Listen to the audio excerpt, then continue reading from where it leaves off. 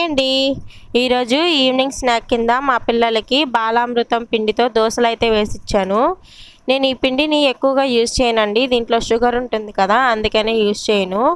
చాలామంది జల్లెడ పట్టుకొని షుగర్ని తీసేసి కింద పొడి ఉంటుంది కదా, దాన్ని వాడుకుంటుంటారు. కానీ నాకైతే పిల్లలతో అంత టైం లేక నేనైతే ఎక్కువ యూజ్ చేయను. ఎప్పుడైనా ఒకసారి ఇలా దోసల కింద వేసిస్తాను. చాలామంది బిస్కెట్స్, కేక్స్ కూడా చేస్తుంటారు. నేనైతే ఎప్పుడు ట్రై చేయలేదు. ట్రై చేస్తే మీతో షేర్ చేసుకుంటాను.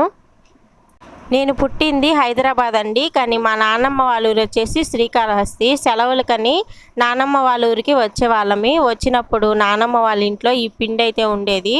మాకు హైదరాబాద్లో ఈ పిండి అయితే ఎక్కడ దొరికేది కాదు. అందుకని నానమ్మ వాళ్ళ ఇంటికి వచ్చినప్పుడు తెగ ఇష్టంగా తినేవాళ్ళం ఈ పిండి. అప్పుడు ఉండే టేస్ట్ అయితే ఇప్పుడు లేదండి ఈ పిండిలో.